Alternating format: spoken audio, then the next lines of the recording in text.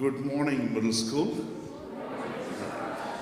Great to see you all. Welcome back, and hope you all had a wonderful long weekend. Thank you for the wonderful job you did with your buddies last Friday for Chalk the Walk. Please give yourselves a round of applause. Yeah, you all hung out with them and you did those creative activities with your buddies, so I want to thank you for that. Just a quick reminder that when you come into chapel, that you want to come in quietly, and while you're waiting for chapel to begin, please remain quiet. It's really important that we respect the space and the time we are about to enter. So just want to quickly remind you to, when you come in, you did a great job coming in, but when you're seated and while you're waiting for that opening hymn, please, it will be helpful if you could be quiet. Right. Today is the first day of our Middle School Innovation Inspiration Week. We've been talking about it for a long time. We've been planning for it for months. And I want to thank all the teachers who spent many hours preparing for this week. And I also want to thank the student leaders who have been very helpful in generating new innovative ideas. After today's chapel, please remain in Bell Hall for a few instructions regarding today, and then we will disperse and go off to our locations. This middle school parents are reminded that on Friday we will have our Innovation Inspiration Week museum walk or exhibition or showcase. It will begin here in Bell Hall at 1:15 with a brief orientation, and then we'll go off to the locations so you can see all the wonderful, creative, innovative things that our students have been able to produce over the course of this, the next 3 days. Right. Any other announcements? Teachers? Right. This morning, I'm delighted to introduce our chapel presenters, Mr. Kulkarni and his 7th grade advisory.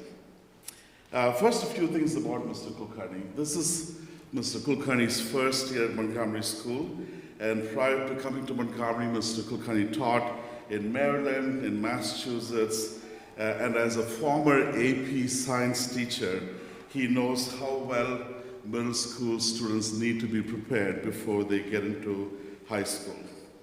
As 7th grade and 8th grade students can attest to, he is a passionate science teacher, a big advocate for environmental sustainability and social justice issues. And in our team meetings and faculty meetings, he's always advocated for student experience and agency in learning. Mr. Kulkarni has lived in 3 different countries. Can anyone name those countries? Obviously, one is United States, right? What else? 2 other countries. Jack? India, yes. There's one more in between. Shreyas? No? Yeah, where? It's somewhere in the Middle East. It is, you're right, it is in the Middle East. Does anyone know the name of the country? Say it again. I can't hear you. UAE, close, not UAE, yeah? Saudi Arabia. Not Saudi Arabia. Last one. Not Iran. What is it? Oman. Very close to Oman. It's Bahrain, right? And he also speaks 4 languages, and I'm sure he knows one other language. I'm sure he knows some Arabic. Do you know what those languages are? Besides English? Not Latin. Yeah? Marathi, yes. Marathi is a regional language in India. He speaks, besides English and Marathi, he speaks Hindi and German.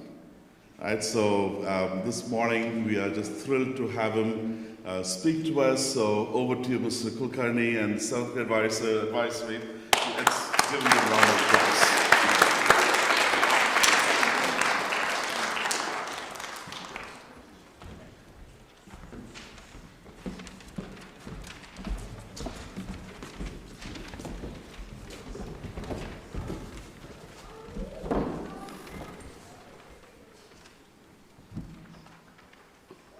Good morning. How's it going?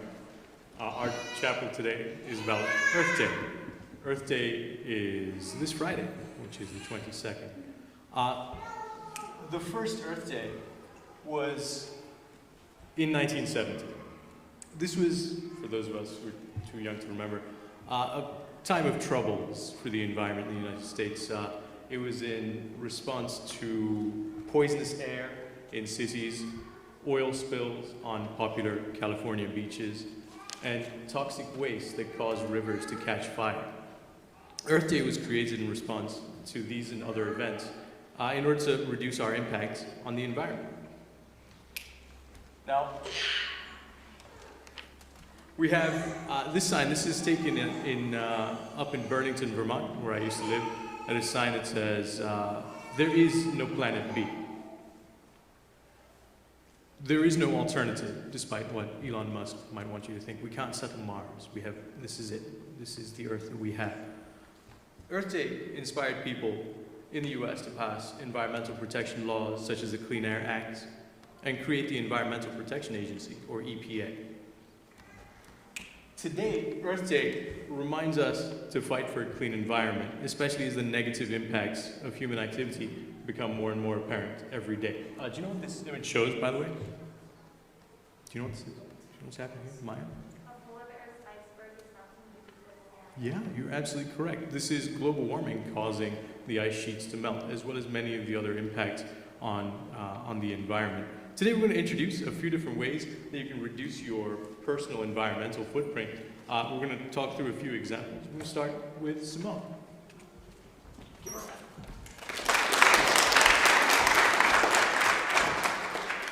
A way that we can achieve personal sustainability is to eat less meat. Animals are part of the environment too. I'm not saying you must become a vegan or vegetarian, but just to eat less meat is all it will take. According to a study done recently, if every person in the US cut their meat consumption by 25%, it would reduce annual greenhouse gas emissions by 1%.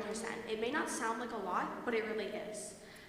I understand this may not always be possible, but when it is, you should try it.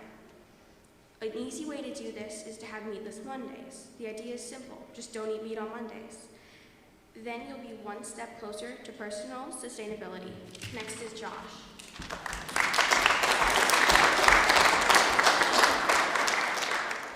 Remanufacturing is taking old objects that you have no need for and converting them into something else that is helpful. For example, there are 12 countries which have been taking plastic waste to construct plastic roads. These can remove plastic that could pollute the environment and make it into something useful that everyone can use. Remanufacturing can also be removing certain parts of an object to make it better or more environmentally friendly. For example, the company Train will take broken parts from your devices if you bring them in, and they will put in a new piece. Remanufacturing can help the environment by saving resources. Instead of making a new part, they use old parts and restore them. In conclusion, remanufacturing can reuse old parts and prevent pollution. Next up is Sydney.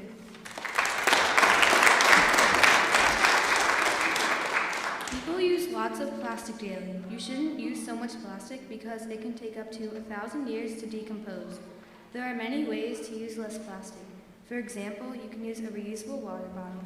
It saves a lot of plastic from being used from plastic water bottles. Elise will also talk about plastic water bottles when she comes up. Another way to use less plastic is to bring your own reusable bags for shopping, especially for grocery shopping because they give you plastic bags for your food. And you won't have to worry about a bunch of extra plastic bags in your house. Another way to use less plastic is to use reusable food storage containers. They are great for storing your leftovers and if you need to pack your lunch and don't want to have so much trash. Next up is Perry. Renewable energy, sometimes called clean energy, comes from sources that are constantly replenished, such as sunlight and wind that never stop. These renewable energy sources are much better for the environment than fossil fuels that release greenhouse gases such as carbon dioxide and methane, which causes the earth to get warmer and more polluted. We can get more renewable energy in our lives by using solar energy and by donating money to clean energy companies. Next up is Jack Dale.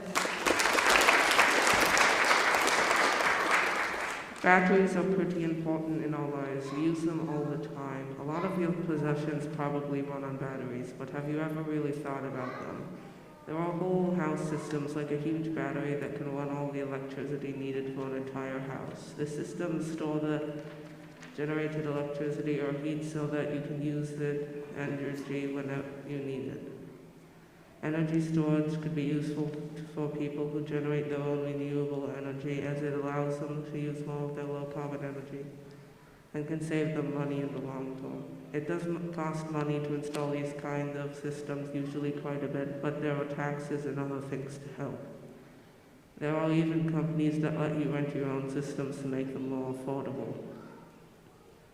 While it does cost money to install a battery, it will save you money on your electric bills, and more importantly, it will help you relay less on the grid for electricity and is much better for the environment. Home batteries can store electricity generated by solar, wind, or hydro. You can even buy electricity off the grid. A lot of people are familiar with the new solar panels to help on their homes, but wind is actually much more efficient. The best solar panel can convert 20% of the energy from the sun, but a wind turbine can convert between 60 and 90% of the energy. While solar is more common, I think that soon we'll see a lot more use of wind for power. While we think of huge wind turbines now, in the future they will probably become a lot smaller and more common, even at our houses. Next up is you.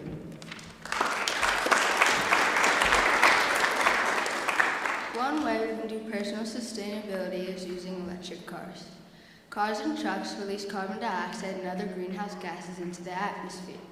These gases trap heat in the environment, which causes worldwide temperatures to rise, also causing bad air pollution around the world. By using electric vehicles, we can reduce the amount of greenhouse gases released into the atmosphere and make a significant impact on climate progress. There will be a huge increase on the air quality in the world, giving us better food, a decrease on harsh weather, and less health problems. These gases affect us and the entire planet, so why not try our best to save our home? Next up is Elise.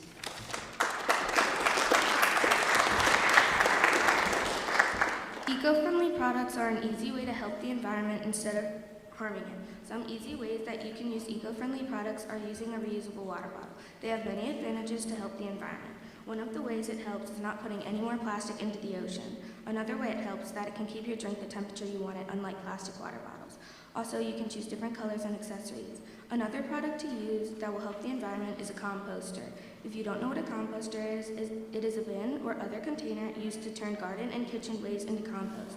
An example of what it does is if you have a banana peel, don't throw it out. Put it in your composter, wait, and it will biodegrade and go back into the soil. Also, composter soil have a lot more nutrients than regular soil because it gets all of its nutrients from biodegradable items. Next is Emma.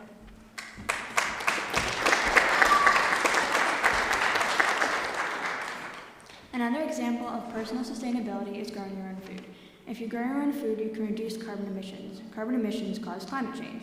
Climate change is of course bad and should be avoided at all costs. Not only does growing your own food reduce carbon emissions, but it also reduces fossil fuel inputs. I used to have an at-home garden, so I can proudly say that I not only reduced carbon emissions, but also reduced fossil fuel inputs. You don't have to have an elaborate garden either. It could be only one tomato plant and you would be good to go. If you have ever taken care of a plant, you know that it's not hard to care for. So having an at-home garden is one of the many examples of personal sustainability. And Mr. Kulkarni to wrap up.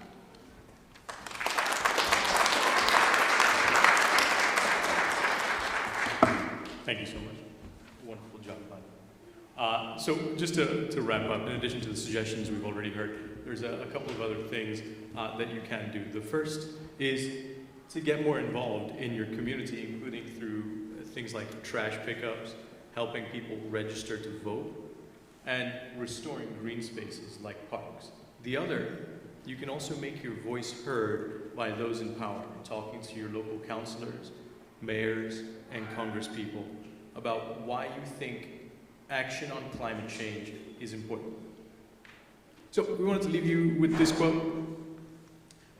The Earth is what we all have in common. This is not the first Wendell Berry thing we're going to see. Mr. Hutchinson and I are going to talk about Wendell Berry a little bit this week too. We hope we've given you a couple of small lifestyle changes that you can make that will have a big environmental impact. Thank you so much.